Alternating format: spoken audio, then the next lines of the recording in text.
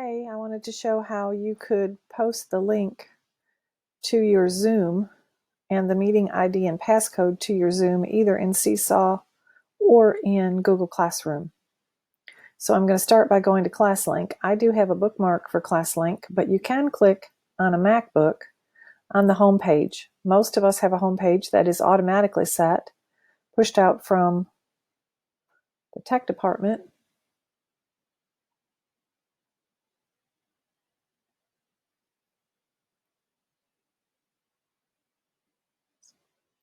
So that ClassLink is our home page. To start a Zoom, I should always open ClassLink and run the Zoom through my ClassLink account.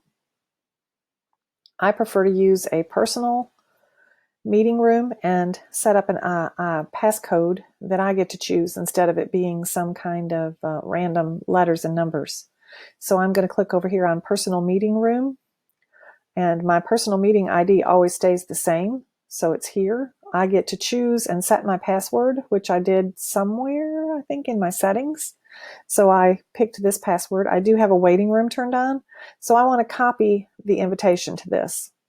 One of the things I'm going to do, since I'm putting it into Seesaw, is Seesaw quite often uses photos with their post. So I'm going to push or hold down Command and Shift and 5 on my computer to get a window that lets me take a picture.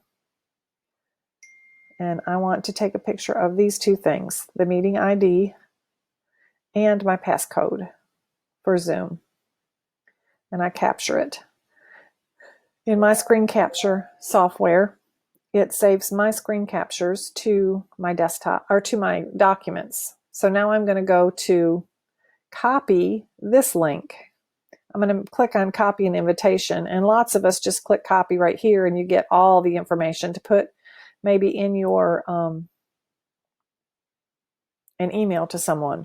I like to copy just this part right here that starts with join Zoom meeting and ends with the passcode. I'm going to copy, try that again, join Zoom meeting all the way down to my passcode for the meeting, and I'm just going to hit Control C to copy. Now in Seesaw, I want to send this as a notification to the families, and I want it to stay in the same place all the time. If I post it here, which I could, it would be a regular post or an announcement on the home page. I want to post it over here as a message to the families, so it goes to the students and the families. And the first thing it's asking me is, who am I going to send it to? I have 8 students in this class and 1 family member associated or connected. So I want to send it to both the students and the families. And I'm going to add an attachment. I want to attach a photo because I want them to see that photo that I took, not me. I want to upload a photo. Let me try that again. From my documents. And that last screenshot should be what I just took a picture of. Now this photo already got attached, so I'm going to try to get rid of that. I don't want me in there. Unlock and delete. So here's my meeting code, and I might like to add a hyperlink to that image. That's where I want to paste the URL. And when I hit paste right now, it's going to bring all of it in. I don't really want this information because that's not part of the URL.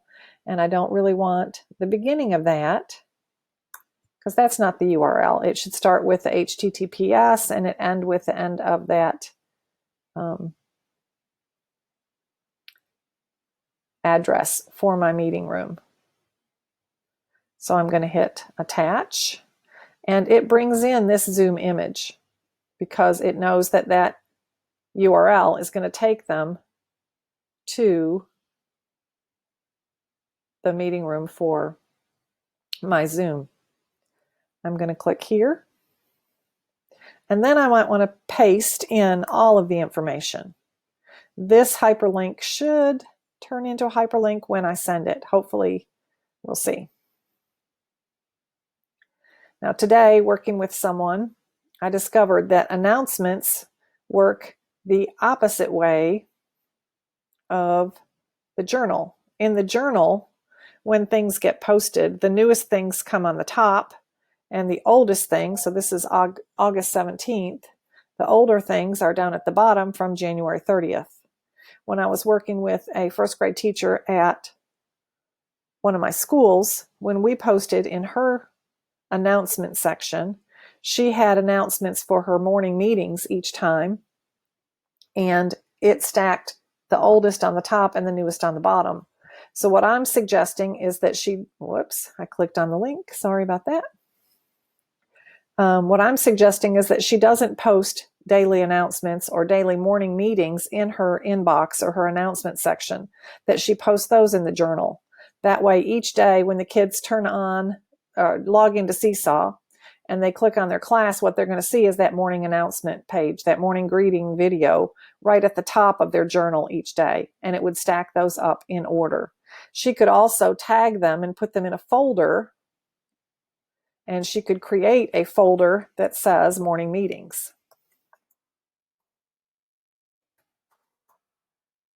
And probably want to spell that right. Give it a color, create the folder.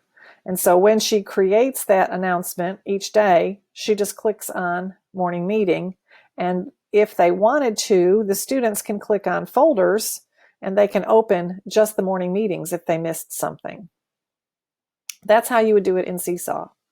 The second option would be to put it in ClassLink. And there's two ways to do that. You could put it on the stream, and I could click here and I could put in the information for my Zoom.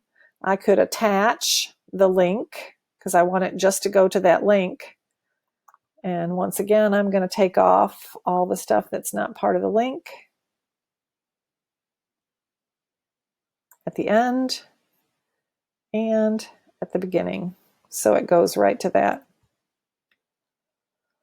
Now on the stream in Google Classroom, the newest thing does appear at the top. I'm going to post this to my training class. Whoops. I'm going to post it for all students. And when I hit post, it will attach at the top, but it will not stay there. If students or teachers add things to class, this will keep moving down.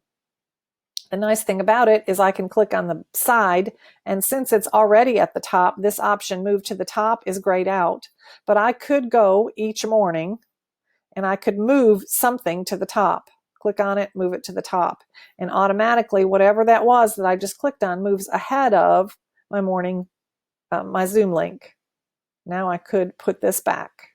So if you wanted to do it in stream and you want that Zoom link to stay at the top, then each day when you get ready to post something, or the students post something that moved this message down, just click on the side and click move to the top.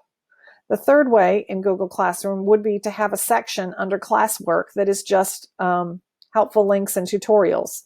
So I could create some material, and that material is actually going to be my link to the Zoom meeting. Once again, posting just the URL as the attachment.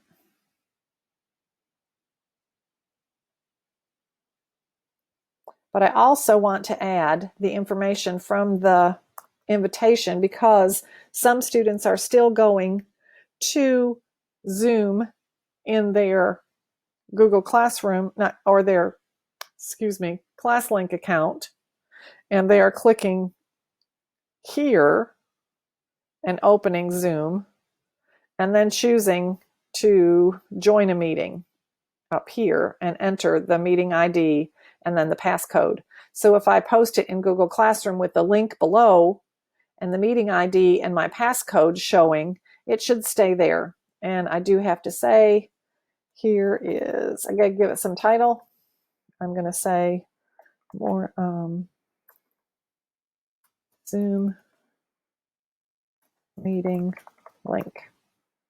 Decide which class it's for, how many students I want to send that to, and click on the topic that I want it to go to. So when I post This material will be posted along with other things in the section that I chose, which is helpful links and tutorials. I might want to move it to the top, and maybe I should edit and put my name in the Zoom meeting link. Some students and teachers are sharing a Google Classroom class, so I could put my name correctly.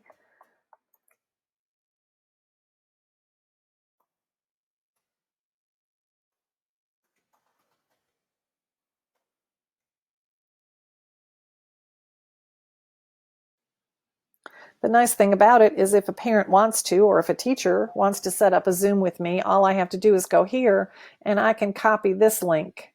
And if I sent it in an email and they click on the link that I attached to the email, it will take them right back to this announcement for the material, saying the title of the material. It's got the link up here, but it also has the link down here and my meeting ID and passcode.